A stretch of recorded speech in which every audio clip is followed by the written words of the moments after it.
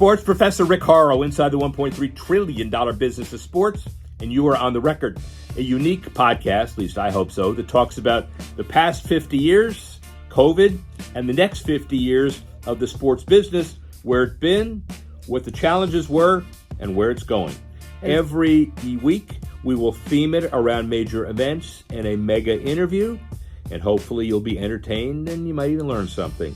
Sports Professor Rick Horrow, and you're on the record.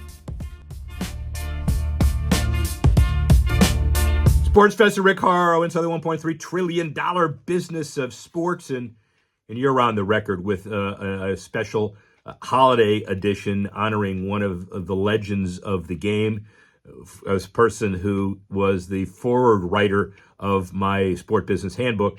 But more important, he is a true icon in the business. Mike Krzyzewski, born 1947 in Chicago. His father, William, was an elevator operator who attended 2 years of high school. His mom scrubbed floors at the Chicago Athletic Club at night and never completed school beyond 8th grade. But they instilled the importance in young Mike of education as he went to West Point. He played point guard at Army from 66 to 69 for head coach Bobby Knight and was the team captain for his senior season from 69 till 74. But wait, after 1 year at his assistant in Indiana, Coach K became the head coach at Army at the young age of 28. And after 5 seasons leading the cadets, he was named the head coach of Duke basketball in March of 1980. A risk? Well, we'll see. Over the next 42 seasons, he led the Blue Devils to extended success that's unmatched in the history of college basketball at all. 5 national titles, 12 National Coach of the Year awards, NCAA all-time records for Final Four appearances, NCAA tournament wins, and career wins. Not to mention the 6 gold medals he won as the head coach of the U.S. national team.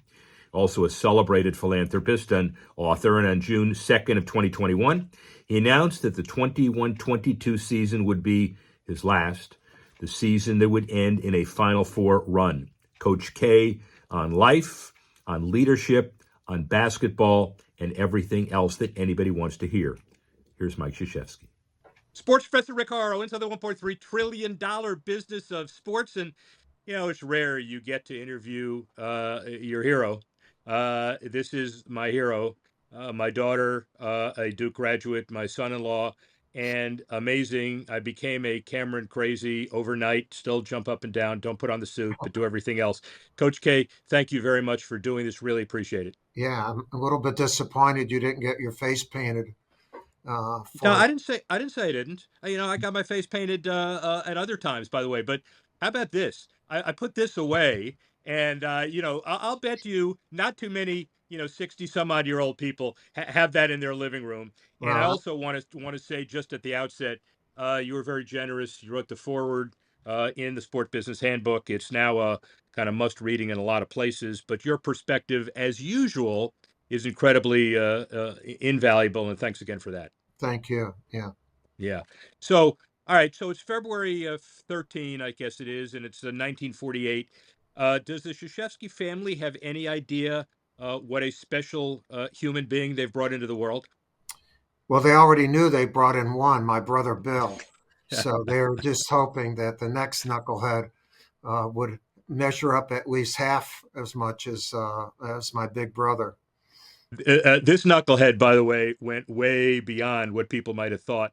So let's segue, because we have a lot to cover, to 69. You're at Army. When did you figure out when you were playing that you probably wouldn't make it as an NBA player? Well, at that time in the 60s, you didn't think of being an NBA player. You wanted to play high-level college. And then I knew from going to West Point, I was going to be at least in the military as an officer for 5 years. And so I continued to play in the service, though. I played on All Army and the All Armed Forces team. But, I always knew I wanted to be a coach. And although I love the military and what it stood for and still stands for, I wanted to be a basketball coach. I wanted to be a coach since I was 16.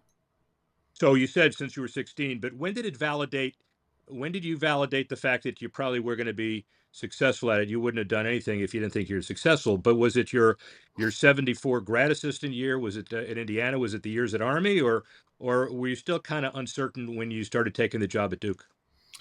I'll be perfectly honest. I've never been uncertain about being a coach and being successful. At West Point, we had a saying, failure is not our destination. And so part of the process of becoming good is some failure. Hopefully not a lot of it, but some failure makes you better.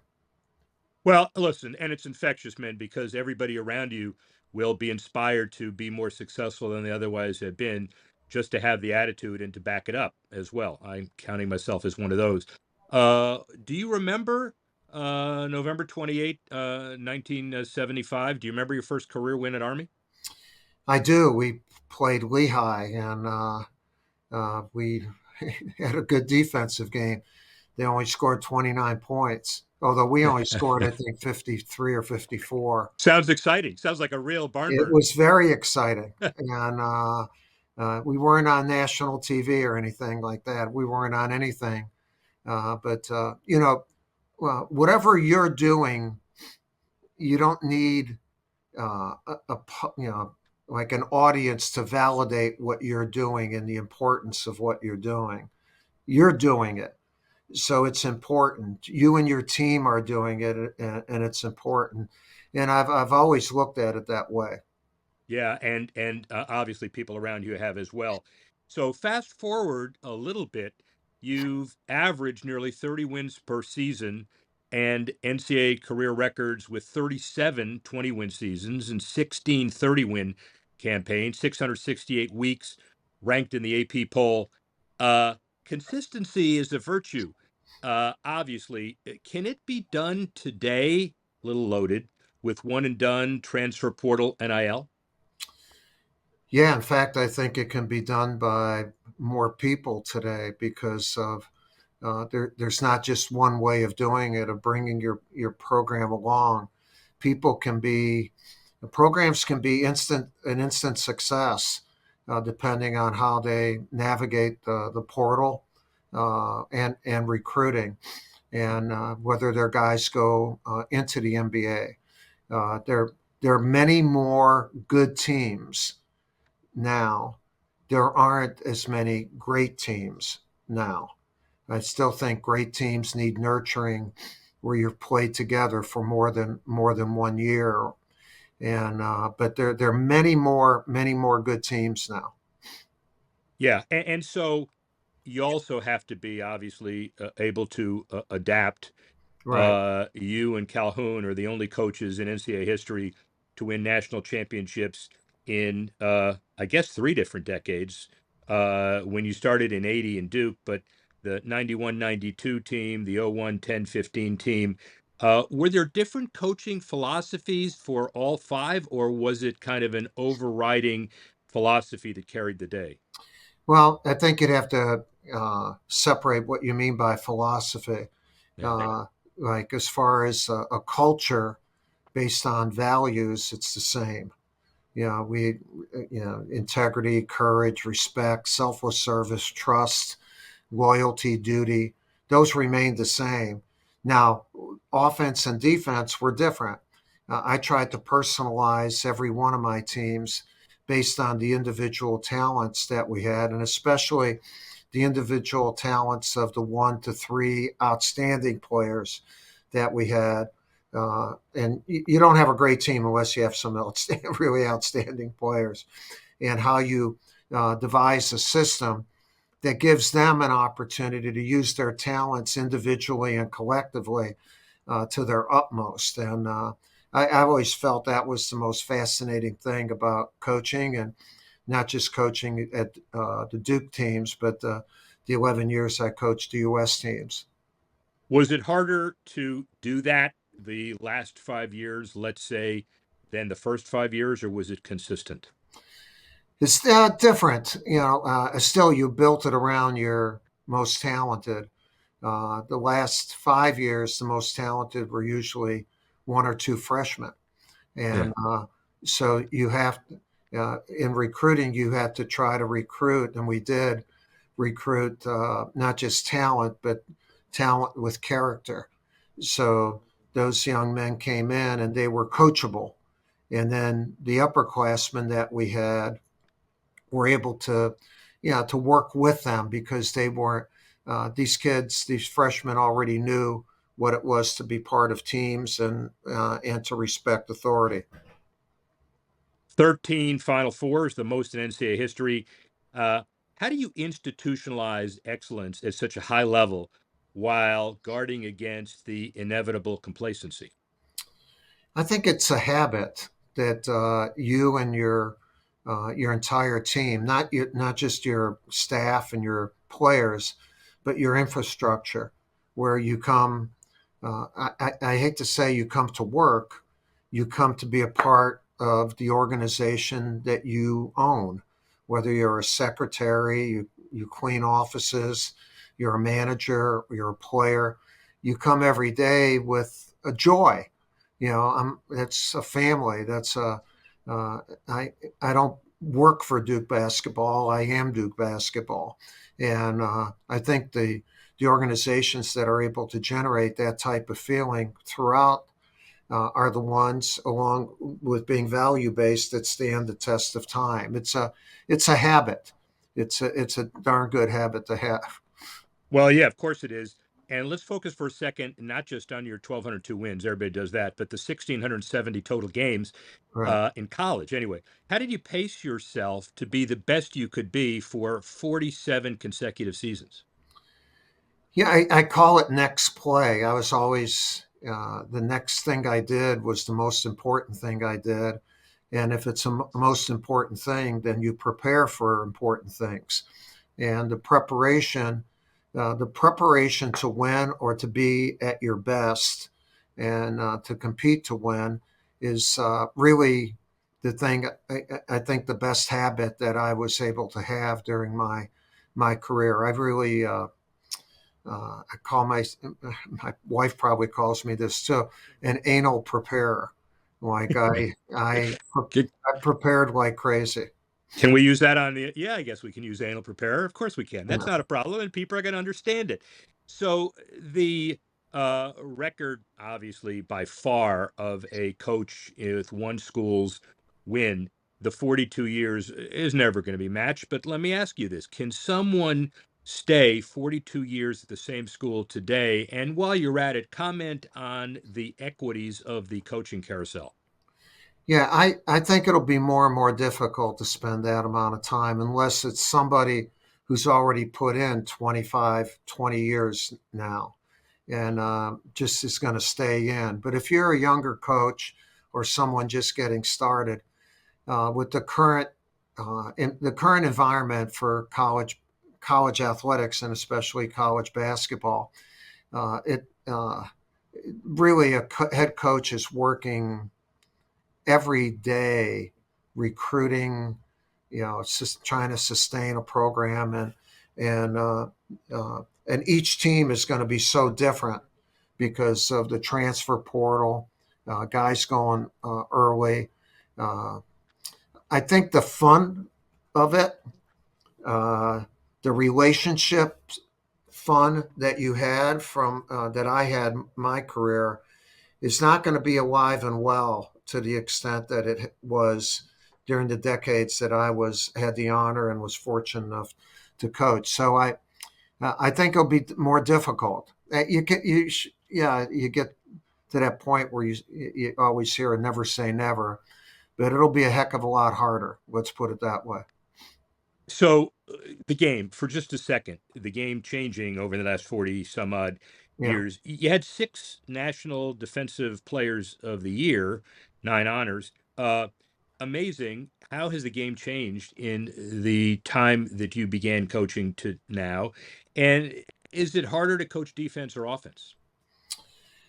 Well, it's harder to coach defense because of the fact that you need five people playing as one. Yeah. You can get away with offense if you have a couple really good players. They don't always have to play as one, but those two have to get the ball and get the most shots. And Yeah. So defense was the toughest, and but defense for me built the character of the teams that I coached, because you had to play as one, and it was tough. You didn't get the instant reward of a 3-point shot, a dunk, a great pass, or whatever. Uh, you had to get your joy from stopping an individual or collective team opponent, and I that's where character is formed. The fact that you have to come to work every day and make each other better on that end of the court. How many points do you say Lehigh scored that first game? 29? The Star is 20, born. but then decades later they beat us in the NCAA I remember that. Don't tournament. talk about that game. Please No, don't talk about no, that I game. think people, people should talk about games that where someone played great against you, or when they beat you, because you learned from it. So Yeah. Lehigh Yeah. that day with C.J. McCollum, Yeah. they were better than we were, and Yeah. so Yeah. Yeah. yeah, I ask Yeah. myself whenever I'm in those situations, how did that happen? And then hopefully I find an answer that where it may not happen again. Congratulations. In the meantime, because of your desire to learn, you put my house in a great big funk for that week. So, so that's what happened. Let's Well, shift to the, I put yeah. my house in a funk for that entire spring. Yeah, I'm pretty So sure. I'm pretty sure. I understand. Segue real quick into the Olympics. So Jerry Colangelo makes the call, and in 2005, you're off and running to a 24-0 unbeaten streak as Olympic head coach, including the gold medal in Rio. Satisfying, obviously, hurting cats or inspiring leadership. Reflect back on that experience. no, it's the experience of my life. To have the honor to coach your country's team in the Olympics, and we won 2 world championships also, and to be with that level of talent, maturity, and commitment from the U.S. players during that time uh, was an honor. People ask, "What was the greatest moment of your career?" And I would say any of the 3 Olympics where you see your guys on the gold medal stand, gold medals around their necks, hands on their hearts, national anthem being played, and our flag, being raised above all the others. I mean, there's nothing like that. There's no feeling. That's the whole world, and our guys did that. You'll be in Paris in spirit, if not personally, Yeah, right? in Glued to the spirit. TV I set. won't. Yeah, Yeah, me too. So we're all there. And Jerry, I assume, kudos by the way to Jerry Colangelo. oh, What the what best, an amazing human being. the best. Yeah, Yeah, and he should be installed in the Phoenix Suns, the Diamondbacks, USA Basketball Hall of Fame. I think he is already, and we give him too many shots on the and golf many course. But more, and many more. the Italian, he talks about the Italian Sports Hall of Fame in Chicago, which of course he is the most proud Well, of he built anybody. it. He built Yeah, well, he should be in it. He built it. We understand. Let's reflect for a few minutes on your life. Um, was it hard to step down? What was March 22 like emotionally? No, it was not hard to step down because it wasn't a spur of the moment decision. It was a planned decision, and it was a planned decision based on a succession plan that we implemented for our program and our school. They bought into it, and as a result, we have had really outstanding continuity in our program. When I retired, I was 75 years old, and I always felt younger because I'm dealing with youngsters every day of my life. But uh, the uh, the amount of sacrifice to prepare and to recruit, I was tired of giving that, and I wasn't tired of coaching the game. I love the game, but in order to coach the game, you want to win the game. In order to win the game, you have to prove yourself worthy of winning, and that's where preparation comes in. And our new staff with John Shire does a heck of a lot better job than I would have done over these last 2 years.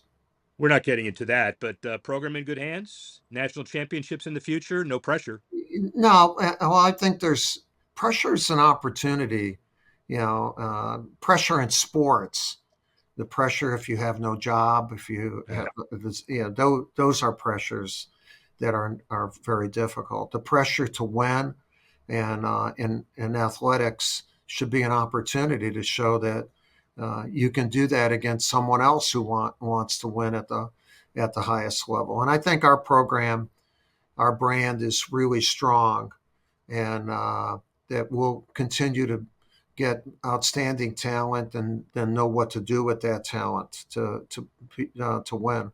Well, you're not exactly retired. I mean, you've got an official ambassador role that the president has inspired for you at Duke. You've got the executive in residence at Fuqua since 2020, 2001, 2010, 2010. Yeah. The Center on Leadership and Ethics, the Coach K Center. You're busy.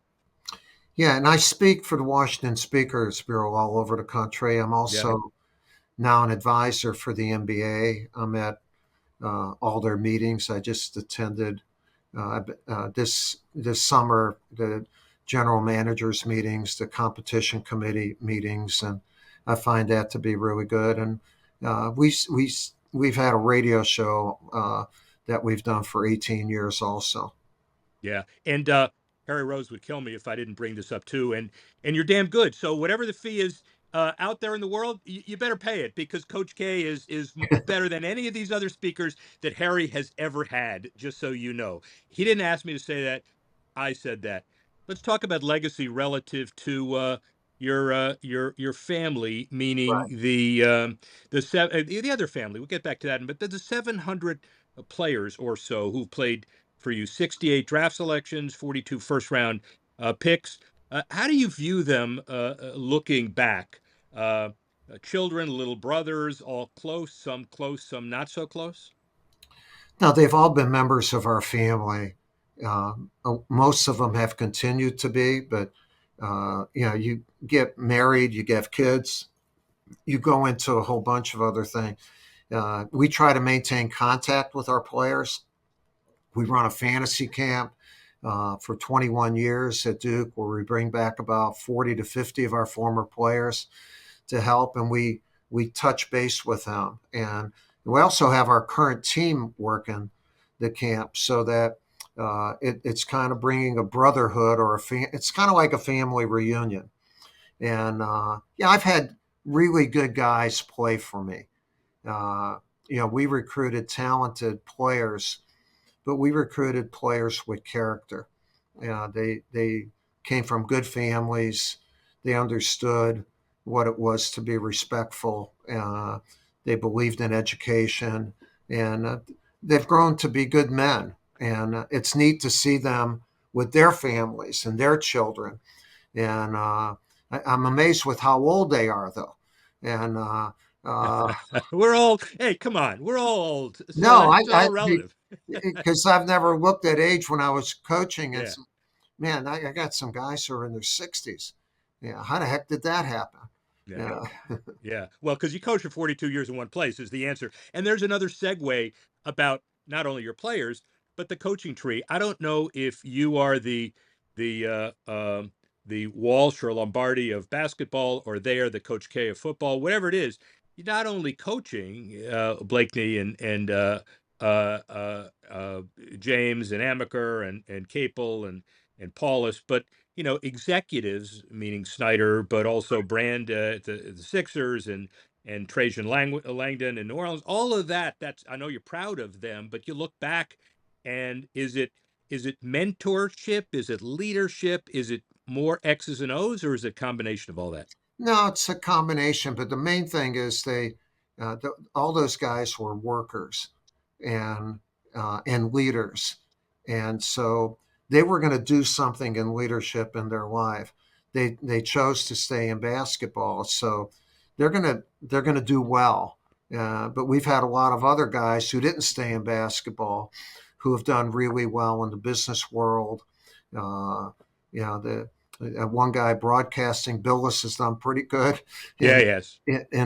what he's doing, and so we're proud of these guys because they they they learned how to work and they learned how to develop relationships with people, and they followed their hearts in whatever professions that they wanted to go into. Billis and Badia contributed to the book that you forwarded. Right. Man, they can write. So you taught them other things besides just Now exercise and leadership. They somebody can write. else must have taught them that, but Thank you. uh, No, thank God whatever it for is. Duke University. Yeah. Yeah, that's the Duke taught him that. That's the answer. We don't. I think I know the answer to all this, but what's the most satisfying? What do you take away? Which is the most special of your five national Oh championships? no, that's like No, asking yeah, I know. which one of my three daughters I love the most. Yeah, you're not Uh, doing it. but the one thing is you don't have multiple unless you get your first one. Yeah, And so getting the first national championship and the manner in which we did it, an amazing Final Four with Vegas, North Carolina, and Kansas in it, and to come out on top because we had gone to a few Final Fours before that and were not able to win a national championship. It's tough winning the national championship. It's that one game along the way, uh, and you can mess up one play, and all of a sudden it's not there. yeah, and that was when you look back, most people think for other reasons as well. Although nobody's going to say that's the best, but you can't win two unless you won one. I get it. Right. Family, another context. So, which one of your three daughters do you love the most? No, we're not doing that. We're not doing that. The one Give who's it. next to me right now. And if Yeah, two or three of them, then that you love them all, and love them all. the one that helped write my forward. So, She's pretty good. she's damn good, man. I'm Yeah. telling you, she is good. Giving back. Let's do a couple of quick minutes on that. Obviously, the Jimmy V Foundation, the money that you and Mickey helped raise for the Emily K Cancer Center to kickstart the $15 million fundraiser, the CEO Roundtable on Cancer. There's a whole lot here we could read, but I don't want to read it. I just want to ask you what gives you the inner strength slash obligation to prioritize that and keep that a major part of your life. I think the way I was raised, going to the United States Military Academy, my 5 years in the service, you're taught that if you're fortunate enough to be one of those to whom much is given and much is expected in service, in giving back, and using your platform and the platform of your organization to help. And we've tried to do that with our children's hospital here at Duke, with our fight against cancer, educationally with the Emily Krzyzewski Center. And you know what happens when you get involved with all that?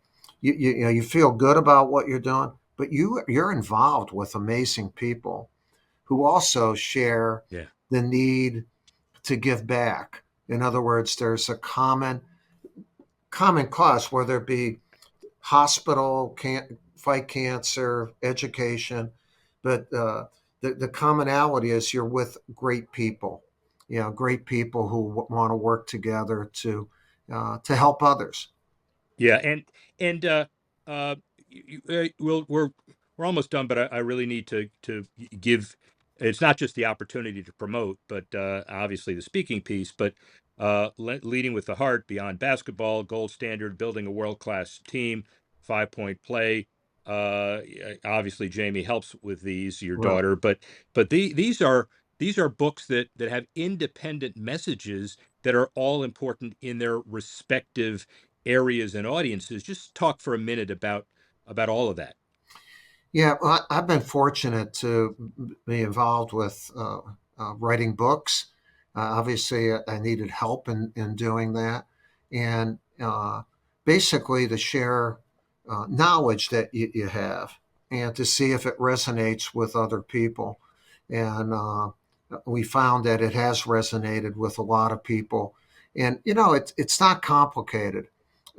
Many of the things that lead to being successful are relationship oriented. Getting people to believe in themselves, getting groups to believe in their purpose and to work together and get through some of the uh, I call it the dumb things we as people do to one another, and instead of helping one another get better. And it starts with teamwork, and so I've been involved with teams for 50 years, over 50 years, because I was on military teams. And so if we can share some of those lessons, um, you feel good about it. Um, uh, maybe a difficult question. Not really. Any second guessing on anything in life? Lakers, for example.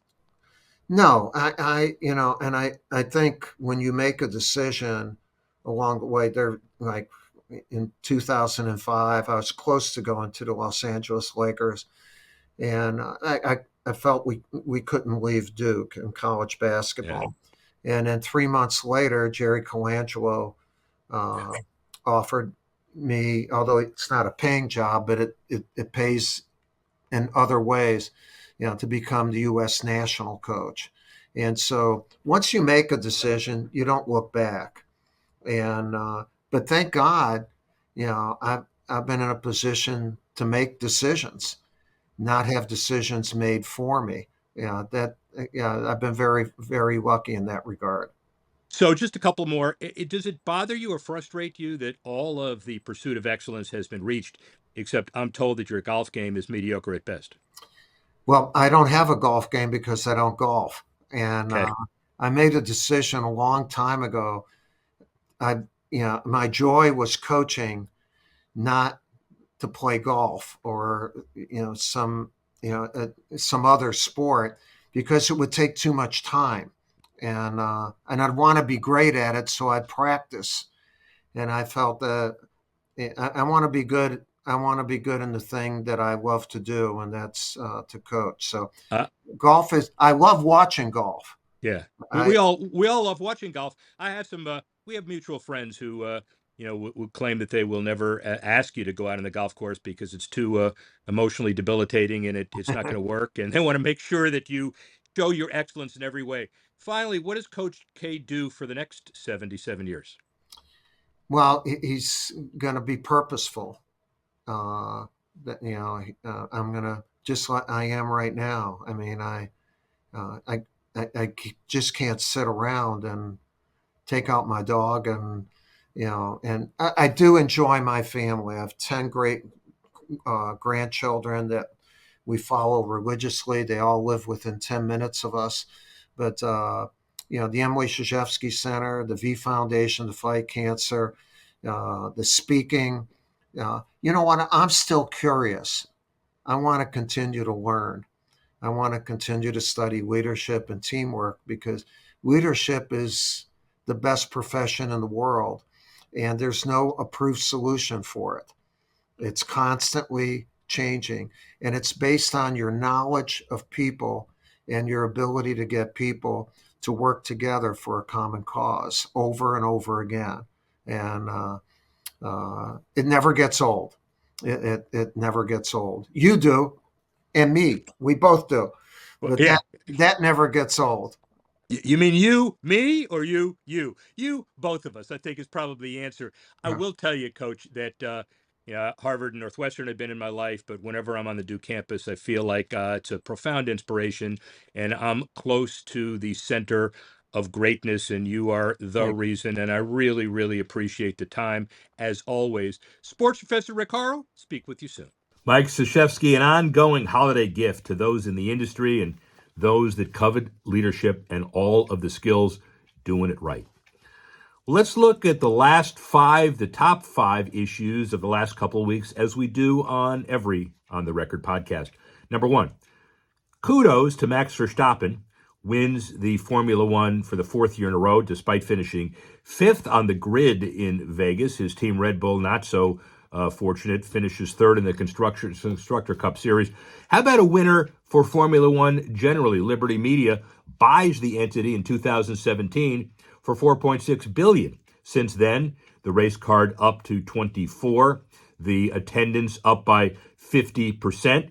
And the bottom line is the commitment of Formula One truly international as far as the U.S., Austin, Miami, and now Vegas toward the end of the year. And again, Vegas does it right. Have an NFL game the weekend. Not quite sure what the numbers are. Maybe not as much as year one, but that's expected all over the globe. This is no exception. Yet, it's a really big deal and will continue to get bigger. That's number one.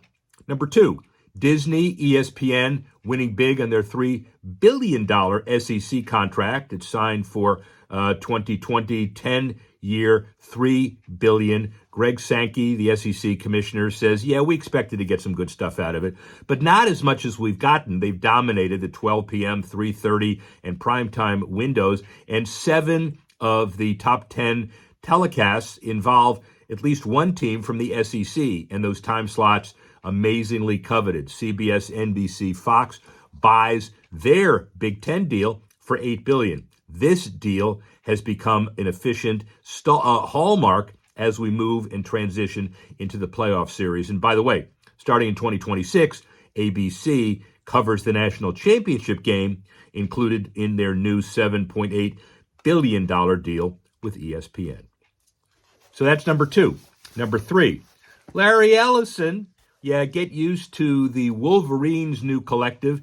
It's boosting its revenue by $200 million, thanks to Larry Ellison. By the way, the third or fourth most wealthy, the richest man on the planet, worth about $230 billion because of Oracle, and a great Michigan fan. Michigan 5-5, not that great this year, but they flipped the number one rated quarterback from Belleville, Michigan, Bryce Underwood. He shows up in a Michigan hat at the Northwestern game, makes the commitment and flips from LSU. The bottom line is, how much is too much? Can you allow a trillionaire, quadrillionaire to come in and stake an entire collective program, and with the transfer portal there, be able to buy your way to a national championship? Well, the rules say you can't. Number four, WNBA superstar Caitlin Clark leads an expansion group competitively with the NWSL expansion process led by Jessica Berman and basically coordinated by Inner Circle Sports, down to 3 for next season. Cleveland, including people from the Rockefeller Foundation, and looking at a stadium near Progressive Field with the land that they've acquired. Denver, dealing with a stadium process they've got to deal with. And Cincinnati, Caitlin Clark joins that group, would play in the existing facility at TQL Stadium. Who has the front-running seat? We don't know. But Jessica Berman is handling it adroitly. $53 million for the franchise in the Bay Area. It may even double this now. And by the way, Philly and Nashville not making the cut this year, but with expansion processes and with this league moving forward, there's always next year. That's number 4. And then number 5, Chip Wilson bets on sporting goods with a $1.6 billion profit. He's the guy that branded Lululemon, and he also did other entities, Amer Sports, a clutch of niche sporting goods company, Arc'teryx Anta Sports Fountain Vest, invested big time, and Atomic Skis, baseball bat maker Louisville Slugger, all of them add up to a significant dollar figure for him and them. And what's the message here? Diversify your sports holdings, be consistent, you can make a lot of money. That's looking back in the last couple of weeks, 1 through 5. Well, during this holiday period, let's look ahead in the top 5 issues, 5 to watch for the next couple of weeks. Number 1, League One Volleyball raises $100 million. It was founded 5 years ago with the aim of establishing grassroots network of youth volleyball clubs. In 2021, now 26 states, 66 locations, 16,000 athletes, and clubs based in Atlanta, Austin, Omaha, Houston, Madison, Salt Lake City. Kevin Durant, David Blitzer's Bolt Ventures, Lindsey Vonn, Candace Parker, all significant investors, and it involves the growth of female sports combined with the expansion of a league, a great combination. That's number one. Number two, holiday season, getting ready. We had NFL and Toy Story, the animated game in 2023, and remember the Nickelodeon slime. Well, now that was NFL. This is NBA, Disney, and ESPN with Dunk the Halls, an animated broadcast of an NBA game on Christmas Day for the kids. The Spurs and the Knicks, including integrated characters into the broadcast, Minnie Mouse, Mickey Mouse, Donald Duck, aired on ESPN2, Disney Plus, and ESPN Plus. A great opportunity to reach kids early, get them involved in the nuances of basketball, and go from there. Let's just hope that either Donald Duck, Minnie Mouse, or Mickey Mouse play a little defense. That's number two. Number three, MLB inks an amateur scouting deal with Sport Radar, a multi-year deal for video and data services. The 30 teams will have access to player analysis and insights, 20,000 games, college, international, pro, partner leagues, and leading amateur leagues, top high school events. They can click on what's needed for improvement, what are the kids' strengths, what are their weaknesses. It's going to be a big deal, and it brings data firmly into scouting, even more important. Remember Moneyball when they were talking about scouting from the heart, scouting from the head? Here's one for the head. That's number three. Number four, Yin's Cam creates jersey patches with NFL NFC tags. They will allow unique physical world aspects to this capability. Real-life jersey patches with NFC tags, allowing fans to scan the digital benefits through the app for their favorite team. They can walk around, push a button, get data, benefits, membership, sign-on capabilities. Will add more users and more data as they go forward, but this is a beginning and very important template. And finally, for the Thanksgiving holiday, number five, John Madden, an institution. We all miss him. His memory will not fade. The Bears, Lions, Dolphins, Packers, Giants, Cowboys, all will have Madden commemorative coins. All 6 teams wear Madden patches on their jerseys, and all have a Madden silhouette on the coins, as we said. And the MVP, in addition to the turducken stuff, gets a $10,000 donation he gives to his favorite high school or youth program or charity. Madden, by the way, called 20 Thanksgiving games during his broadcasting career and awarded those turkey legs. Who can forget?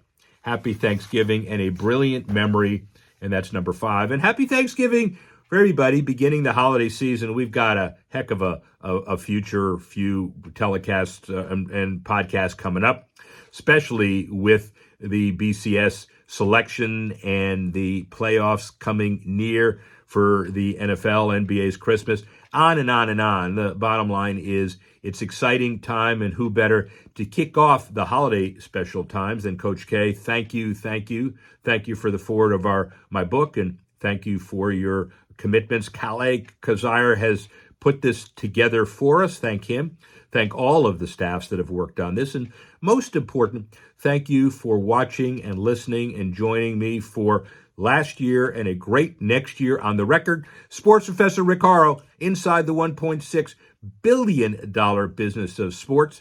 It's $1.3 trillion now, was $1.6 billion before, and gets bigger every year. Thanks for listening and watching. Happy Thanksgiving, everybody. Speak with you soon.